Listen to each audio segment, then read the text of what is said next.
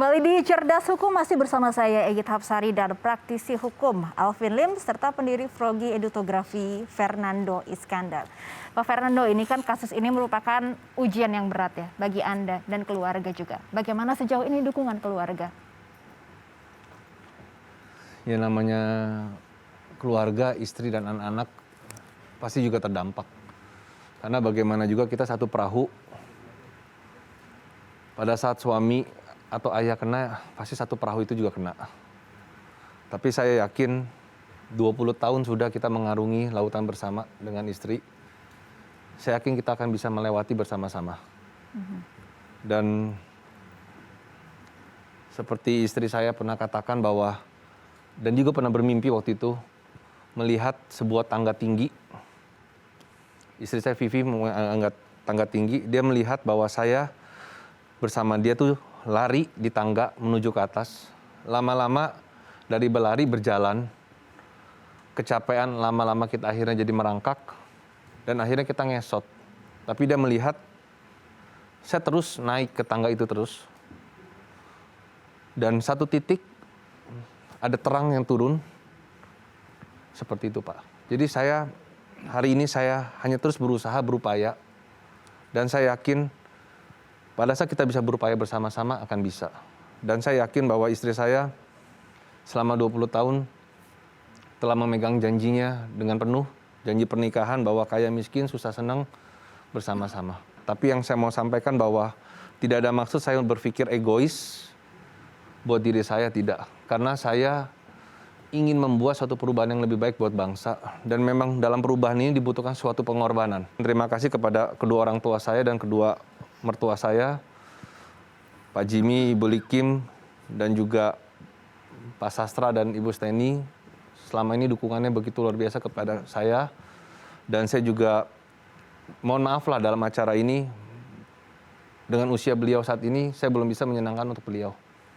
Itu yang kerinduan saya, yang terkadang saya sedih di situ. Dan juga di sesi terakhir saya tutup, saya juga minta mohon maaf kepada karyawan di Frogi yang karena dampak ini gajinya ikut terlambat. Baik, jika tadi kita melihat banyak sekali sekarang anak muda Indonesia yang mempunyai mimpi untuk sukses dan juga mungkin berkontribusi pada masyarakat seperti yang dilakukan Pak Fernando. Apa pesan bagi kaum milenial atau anak muda Indonesia? Oke, harapan saya adalah balik kepada yang di awal latar belakangnya Frogi didirikan.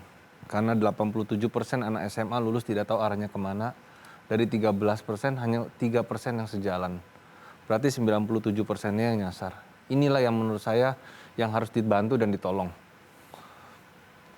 Visi Frogi agar bisa tetap hidup sehingga bisa membantu anak-anak Indonesia yang ada di sini semua. Agar dari kecil sedini mungkin sudah punya cita-cita dan berani bermimpi.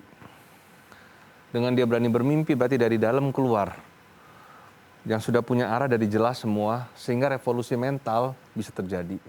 Dan buat saya, secara pribadi saya sudah tidak pikirkan ini lagi. Saya sudah habis dan saya tidak menyesali hal itu. Jika Tuhan izinkan ini kembali, tanah bangunan yang sudah ada, kami akan sumbangkan kepada negara. Yaitu kepada lembaga manajemen talenta nasional. Yang dimana visi Pak Jokowi, revolusi mental dan pembenahan SDM di periode kedua. Dan divisinya lembaga ini adalah bagaimana bisa menaklukkan dunia melalui SDM atau anak-anak muda yang ada. Pak Alvin sendiri bagaimana lantasnya solusi hukum dari kasus ini, Pak?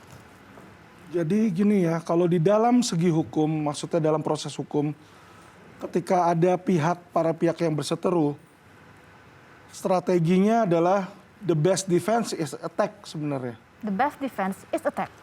Jadi kalau kita bertahan, itu sebenarnya paling bagus itu kita serang. Jadi kadang konsumen itu dirugikan oleh sebuah institusi besar, misalnya bank atau perusahaan asuransi atau perusahaan investasi, ya kan? Sebenarnya yang paling bagus itu mereka serang balik, mereka membuat aduan, apakah itu laporan polisi atau gugatan perbuatan melawan hukum atau mempilotkan.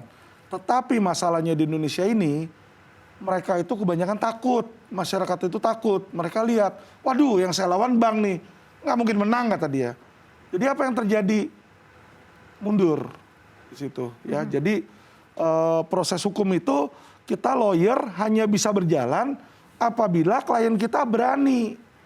Kalau klien bilang, Pak Alvin, saya tidak mau menyerang, saya tidak mau melakukan gugatan hukum, kita nggak bisa bertindak. Kenapa? Karena lawyer itu bertindak berdasarkan surat kuasa. Oke. Kalau kami dapat surat kuasa, kita jalan. Tapi kalau kita tidak dapat surat kuasa, kita nggak bisa jalan. Baik, tadi itu ya, the best defense is attack. Terima kasih Pak Alvin, tadi menarik juga ya, the best defense is attack. Jadi kita harus optimistis ya, selaku masyarakat ya. Baik, terima kasih juga Pak Fernando sudah berbagi cerita bersama kami ya. Closing statement-nya belum.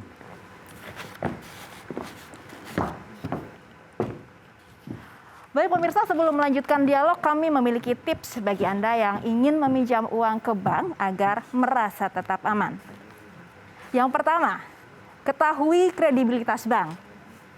Ini merupakan poin yang sangat penting.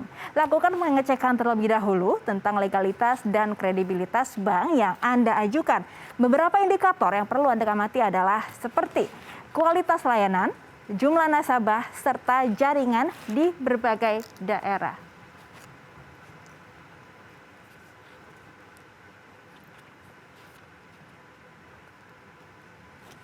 Baik, selanjutnya adalah pahami perjanjian yang ada. Saat memilih pinjaman bank, pelajari terlebih dahulu tentang perjanjian dan kebijakan yang diberikan lembaga keuangan yang Anda pilih. Hal ini tentunya sangat penting untuk dipahami sebelum Anda mengajukan pinjaman bank agar ke depannya Anda tidak terjerat dengan aturan yang dapat menyulitkan Anda. Yang ketiga adalah ketahui undang-undang yang ada. Setiap lembaga pinjaman modal tentu memiliki ketentuan agunan atau jaminan yang harus diberikan peminjam, baik berupa sertifikat rumah, sertifikat tanah, BPKB kendaraan bermotor, atau yang lainnya. Dengan memahami undang-undang dan hukum yang ada, sangat penting untuk mengukur risiko yang harus Anda tanggung bila terjadi kondisi terburuk. Yang keempat adalah paham risiko yang dapat terjadi. Melakukan segala pinjaman, terutama ke bank, merupakan hal yang memerlukan pertimbangan cukup matang. Dengan memahami risiko yang dapat terjadi dan mencari info sedetail mungkin tentang bank yang Anda tuju, tentunya dapat menghindari Anda dari kemungkinan terburuk. Ya pemirsa, tidak terasa sudah 1 jam diskusi kita. Sebelum saya akhiri, saya persilakan Pak Alvin untuk menyampaikan closing statement. Silakan Pak Alvin. Satu hal yang terpenting di dalam sebuah perjanjian kredit adalah sebelum menandatangani, sebaiknya para pemirsa selalu satu, membaca dulu. Kedua, mengerti, memahami. Ketiga, mengkonsultasikan kontrak tersebut ke pengacara. Karena kenapa? Kontrak itu dibuat oleh lawyer lain. Jadi pastikan bahwa kontrak itu tidak ada hal-hal yang negatif. Jadi itu saja yang saya pikir yang paling penting, yaitu sebelum tanda tangan lakukan hal tersebut. Supaya, karena apa? Karena dengan menandatangani kontrak itu mungkin hidup atau matinya bisnis Anda. Atau hidup atau matinya kehidupan pribadi Anda seperti yang dialami oleh Pak Fernando ini. Terima kasih. Baik, closing statement yang sangat menarik. Terima kasih Bapak Alvin Lim sudah hadir bersama kami di sini. Baik pemirsa, penting bagi kita untuk memahami segala sesuatu sebelum meminjam uang di bank atau lembaga keuangan lain. Baik dari segi hukum maupun kebijakan lainnya, agar kita tetap aman dan terhindar dari segala risiko kebangkrutan. Demikian diskusi kita malam hari ini. Saya Egit Hapsari dan Bapak Alvin Lim pamit undur diri. Sampai jumpa lagi di Cerdas Hukum pekan depan. Cerdas Hukum, talk show hukum kekinian yang mencerdaskan dan solutif. Sampai jumpa.